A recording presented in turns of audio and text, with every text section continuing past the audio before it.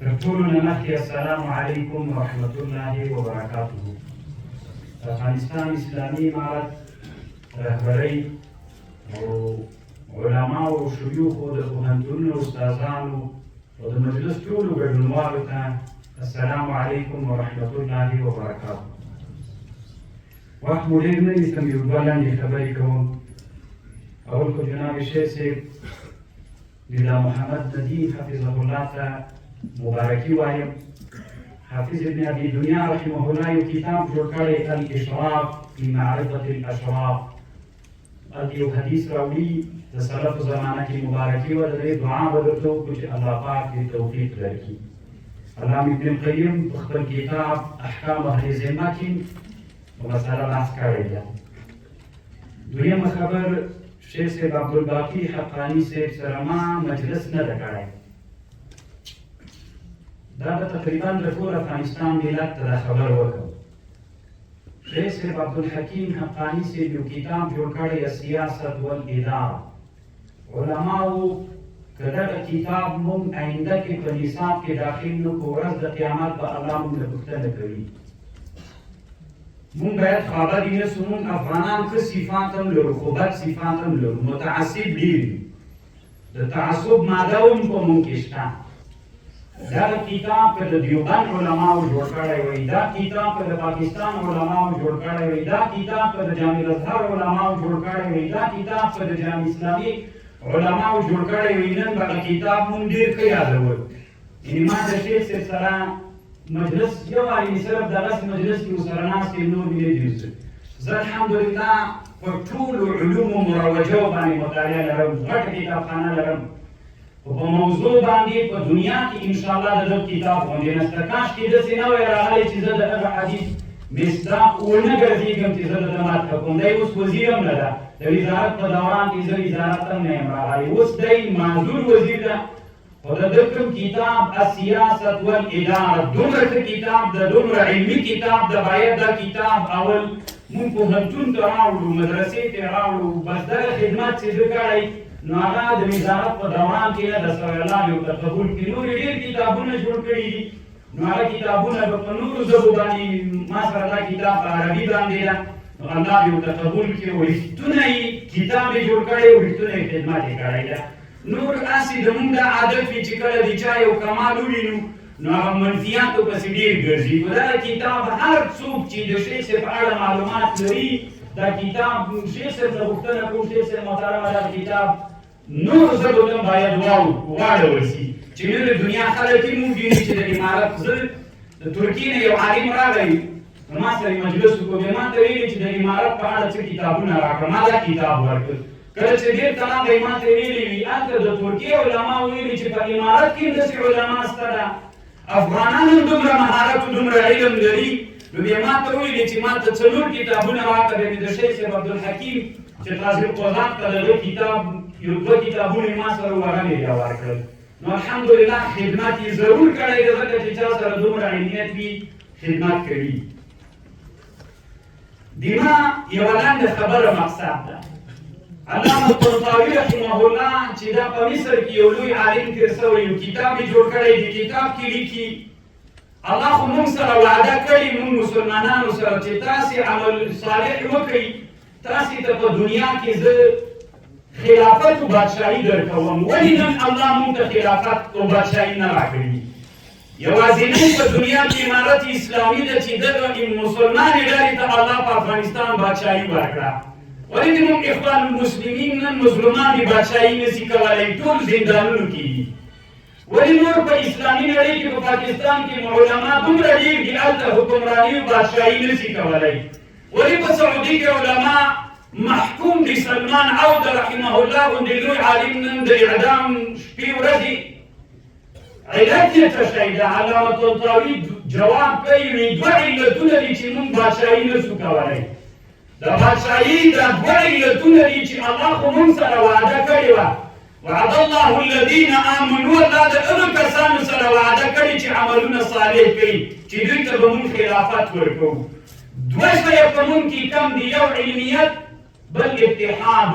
دا باید ومنو. علماو خیر ده، زه دا خبره لږ داسې وکړم چې الله دې وکړي ملت ته یې کوم تاسې ته یې نه کوم مجلس حاضرینو دا خبر ملت ته کوم مونږ چې کله علما کینو زه کله طالبانو ته وایم یو منطقي عالم په مخ کې چې د منطق غیبت وکړي قسم په الله سره دې در باندې ماتوي منطق د مونږ په کتابونو کې د روا او د ناروا یې څومره ډېرې خبرې شته علماو دا یوه دسیسه راغلې ده د مسلمانانو د مصروفیت لپاره هغه چې هر قسم ده خو د یو منطقي عالم په مخ کې چې ته د منطقو صفاتو کې څومره تبادله کېږي اما هغه علوم چې نن دنیا ورته ضرورت لري هر علم په هره زمانه کې فرض نه وي یوه زمانه وي یو علم فرض وي بله زمانه کې ورته ضرورت نه وي هغه علم د فرضیت نه د اباحت مرتبې ته راځي مونږه چې د علم سره ملګرتیا وکړو اتحاد ځان کې راولو دا داسې بعیده مه بلئ چې الله عز وجل به د دنیا ټولو مسلمانانو ته واکمني ورکړي دي مونږ واکمني به هم دایمیږي مونږ که علم ته شا کړله دي مونږ دغه نظام به هم ختمیږي دوه خبرې عمده دي اتحاد ته ضرورت ته او علم ته ضرورت ته مدرسه کې مونږ چې مدرسه کې کینو چې د علمي کیمیا خبره مولا ته وکړي وي ورکه دا څه کوې حماسي دا یې تا لیونتوب ده مونږ چې د فیزیک خبره ورته وکړو بعضې علما مو داسې وي داسې علوم او که مونږ په دې باندې ابتدا باندې شروع کړو د مونږ په تفسیر روح الماني کې شیوخ ناست دي په تفسیر روح الماني کې په پاڼو پاڼو په دې باندې بحث ده علمي کیمیا د حضرت موسی علیه السلام ته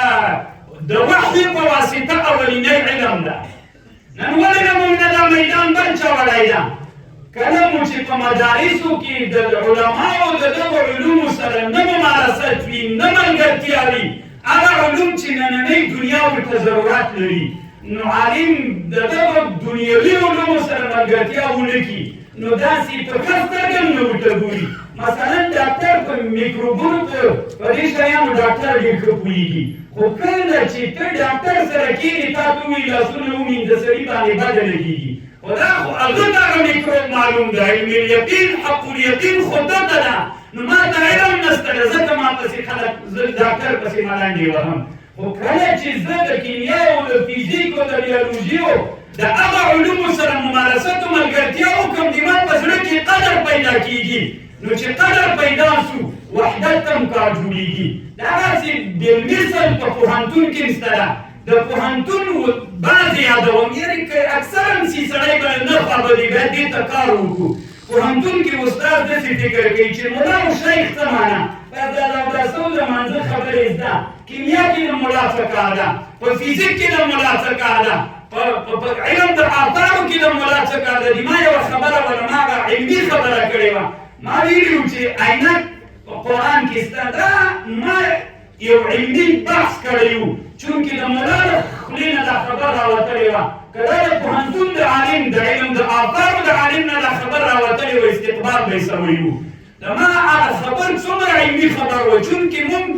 دواړو طرفونو نه د پوهنتون محصلو شاګرد داسې خبرې کوي هغه ویلي چې دا خبره ملا وکړه دا خو د ملا دم نو ملا دې کې څه کار لري ما داسې خبره کړې وه داسې مثال یې وایم قرآن کې وایي واصلنا له عین القطر من حضرت موسی علیه السلام ته چینه د مسو راوبیوله په ټوله دنیا کې د مسو لوی معدن چیرته ده او د سلیمان علیه السلام راتګ هم دلته سوی ده همدغه عینک ساحې ته د سلیمان علیه السلام راتګ سوی ده ابن بطوطه لوی رحال په رحلت خپل کې پوی سلیمان یادي دا غر لوی غر د وجې نه او د مونږ معتبر تاریخ د اسلام کې لوی معتبر تاریخ مفسر علامه ابو جعفر ابن جریر وایي دلته د حضرت سلیمان علیه السلام راتګ کابل ته سوی ده نو چې سوی ما ویلې تاسې داسې وکړئ عین القدر عینک یعنې هغه مناسبت ولټوئ کیدی سي د هغه ساحه وي نو خو چونکې د عالم له خولې دا خبره راوتلې وه دلته بعد موجود سوی ده د پوهنتون ونه ملګری هغه د ملا سره بلد نه ده ملا د هغه سره بلد نه ده نو تفریقه رامنځته سوې ده د اتحاد هلته راځي چې علم راسي چې کله ملا د دوی په علومو کې کار ولري دوی د موږ په علومو کې کار ولري وحدت رامنځته کېږي نظام ته دوام و بقا نصیب کېږي طنطاوي وایي چې الله له موږ سره وعده کړې ده باید موږ علما ټول علما عالم دا معنا نه چې مراد پکې مراد وي عالم هغه څوک چې هغه د مسلمان خدمت کوي اسلامي نظام له د اټوم نه نیولې تر ستنې پورې دا ټول علوم پې باندې ضرور دي دا علوم به زده کوي هغه علوم چې ترتیب د انسان صحت کې کېږي علما ناست دي علم د بیطري علم د بیطار د اصولو د صحت د حیواناتو د صحت علوم دا ټول په مسلمانانو باندې ضرور دي مسلمانانو علماو وزیر صاحبانو د امارت مشرانو د علم تخم وکړئ ولو که هر یو علم وي دغه زمونږ د علم د عروضو چې دا د علم موسیقي یو علم ده د علم موسیقي یوه فرع ده علم د عروض په اسلام کې چا اختراع کړی ولې خلیل ابن احمد چې د بغداد په بازار کې روان و هغه اواز و ټک و ټوکې واورېده د هغې د علم عروضو نن په اسلامي نړۍ کې همدغه سړی مؤسس نه ده دغه سړی د علم عروض چې د علم موسیقي یوه فرع ده علما یې د علم موسیقي فرع ولې نه ده نو دې ته ډېر ضرورت چې د علم تخم وکړي ولو که ستن هم ترې زده کېږي هغه علومو ته د دین علومو ته دا باید میکس کړو دا بعد ختم کړو دغه چې یو په بل نو کله مو چې علم زده سي اتحاد راځي چې اتحاد راشي د خلکو مشکلات ختمېږي یوه خبره بل هم کوم افغانانو وروڼو افغانستان ملت یې کوم کله کله بعضې خلک ډېر ناامید دي مونږ د تېرې چهارشنبې په ورځ باندې لس علما د شیخ صاحب امیرالمؤمنین سره مجلس آزاد مجلس مو ورسره کړی ده یعنې دا مجلس مو داسې ورسره کړی چې د شیخ صاحب ملګرو باندې به د مونږ خبرې بدې لګېږي خو شیخ صاحب مونږ ته توند جواب نه ده کړی ځکه مونږ شیخ صاحب ته ویلي وو چې شیخ صاحب مونږ د ملت غږ تاته راوړی ده د ملت خبره درته کوو کمې خبرې مو چې نن ملت ورته ضرورت لري هغه مسایل مو ټولې ورسره شریکې کړي یوه مسئله ډېره عمده چې د قانون مسئله ده نو مونږ ته یې مسوده راواخیسته ده قانون ته تر حده ډېر ضرورت ده ما هسې شیخ صاحب سره یوه خبره شریکه کړله ما ورته وویل چې شیخ صاحب محترمه تر دې به تېر شم چې د نورو خلکو وخت ونه نیسمه ډېرې مهمې مسایل مو ورسره شریک کړي ملت ضرورت لري د ملت مشکلات حل سي قانون دومره یو ځواکمن شی ده اصولنامه دومره یو ځواکمن شی ده چې هغه پرته وي ټولې دنیا خلک به یې ویني چې دا د امارت کومه پالیسي ده بهرنۍ پالیسي یې کومه یوه ده خارجي پالیسي یې کومه یوه ده پوهنتون کې پالیسي څه شی ده هره ورځ به شیخ صاحب وي په هر ارګان کې به شیخ صاحب وي که مطلق یو ماهر سړی چې د ملت مسلمان ماهر وي د بانک رئیس دي شیخ صاحب ډیلي هلته څه پروا کوي نو دا خو تر شیخ صاحب پورې تړاو نه لري هغه خو د شیخ صاحب ځای نه ده دغسې علمي ځایونه چې دي دلته باید شیخ و عالم و دکتور مشر سړی وي د ملت هم دا غوښتنه ده داسې ونه کړو علماو مونږ او تاسې چې په هر ځای کې مونږ علما راسو باید دا ملت مو د مونږ دومره لوی قدردان غیور ملت دا ټول مونږ په غېږه کې ونیسو مخکې شیخ صاحب ښه خبرې وکړې زه د مدرسې استاد یم د ما مدرسې ته تر اوسه د وزارت معارف رئیس هم نه ده راغلی یوه روپۍ مې نه ده ترېنه غوښتلې مدرسه مې اوس مې مدرسه ده ځکه زه په دې چل نه پوهېږم نو چې نه پوهېږم ولې په هغې باندې بله کړم اهل دې راسي دلته کوم سړی چې اهل ده اهل خلک وي د هغې لپاره دې کار وشي نو داسې باید مونږ ونه کړو چې نیم زره ما ټول دي ما شیخ صاحب نظام احمد شیخ صاحب نه بیا مې یوه غوښتنه کوم شیخ صاحب محترمه دا یو لوی علمي وزارت ده د ټول افغانستان ذهنیت ته د دې جنه بدلولی شي ټول افغانستان د دې جنه تغییر کولی شي په علم باندې انسانان تغییرېږي کوشش وکړه مخکې شیخ صاحب هم درته کار کړی دی تا دا وظیفه هم تر ابده پورې نه وي کوشش وکړه چې دلته د هر قشر علماو سره نه تنها د مدرسې د هر قشر علماو سره مشوره وکړه چې د افغانستان د خلکو فکر د اسلام طرف ته او د علومو د زرع د کښت طرف ته مایل وګرځېږي خبرې مې که تیزې کړي بخښنه غواړم السلام علیکم ورحمة الله وبرکاته